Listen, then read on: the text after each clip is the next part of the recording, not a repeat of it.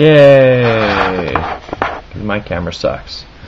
Anyway, so continuing on with the whole Star Trek reconciliation for original Trekkies and contemporary Trekkies, or Trekkers as you guys call yourself, which I'm still leery of, but it's okay because we still like Star Trek more than that other show by George Lucas. Just kidding. Scotty. Well, I'm guessing since Scotty was on Delta Vega at the time doing whatever it was he was doing there, living out his exile, whatever, he'd done it by 2266 when Kirk got a hold of the original Enterprise and Scotty was the engineer. Now he's just on the Enterprise because Kirk and Spock showed up a little bit earlier than Scotty would have, needed. And because Scotty had his own equation from the future, he was pretty much able to beam himself anywhere he wanted. Let's see, what else? Uniforms, Nero, blah, blah, blah. Events that still have to happen. Khan's out there somewhere, someone's going to run into him, and it's going to mean bad things at some time. We may even get to hear Chris Pine shout, Khan! But anyway, the Nomad probe could still happen. The Planet Killer will probably be around. The probe, Star Trek 4, everyone's tripping about that. Nothing could fuck with that thing as predicted in Star Trek 4.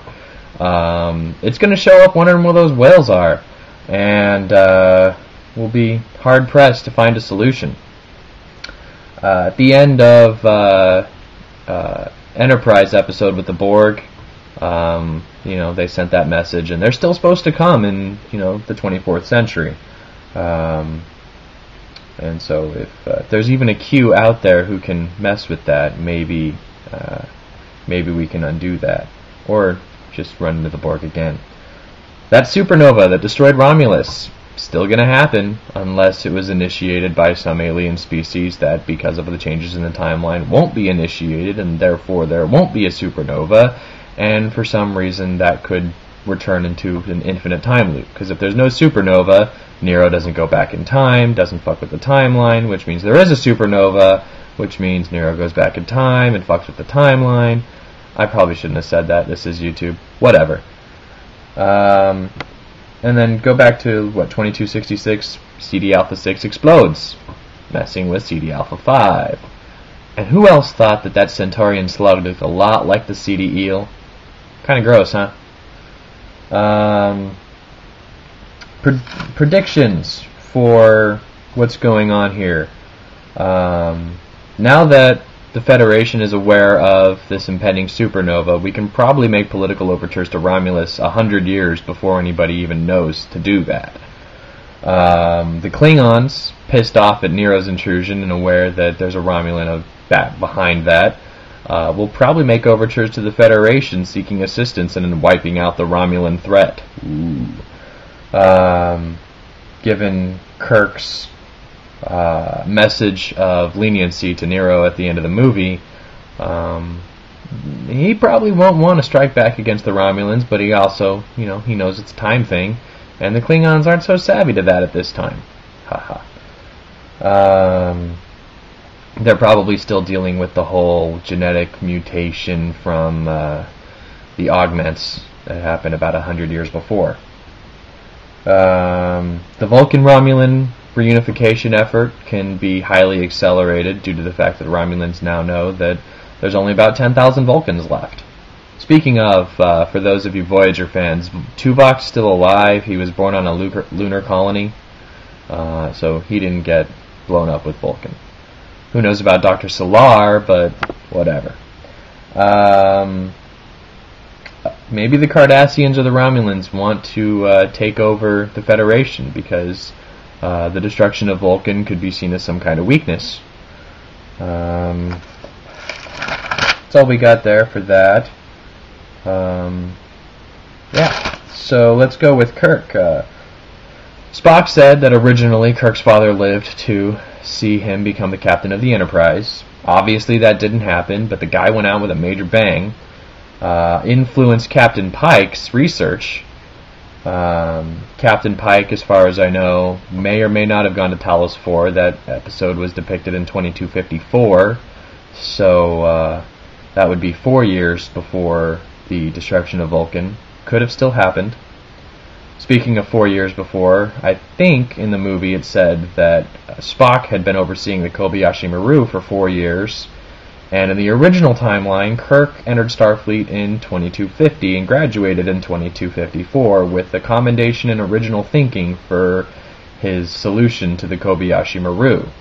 That date would coincide with Spock's oversight of the program, so perhaps he was able to convince the committee when they gave him that hearing that he deserved a commendation for original thinking and that Starfleet had been priming captains to go out there and face death, whereas Kirk wouldn't be facing death, he would be facing life. So yeah, without a father, he wasn't able to direct those rebellious tendencies into something more concrete. We know that his brother may or may not have been born, however, he wasn't depicted in the film, even though he did pass that guy named Johnny, who was originally intended to be Sam, but that wasn't listed in the credits, so we can't use that as canon. Gray Greenberg's role as the stepfather was very nice. I would have hoped that would have been Kirk's paternal uncle, but no, that never happened. I'm guessing Winona Kirk was just creeped out by Kirk's rebellious overtures when he was 10 or 11 and left for a vacation. And that's why Kirk got pissed off and destroyed his stepfather's was it a 67 Corvette? Probably.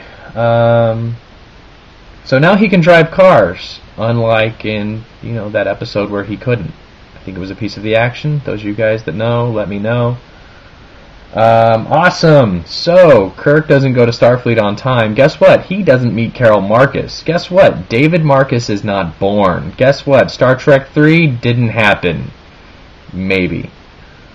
Carol may still go on to pursue the Genesis project, and it might even happen sooner now that the Vulcans are in dire need of a place to live.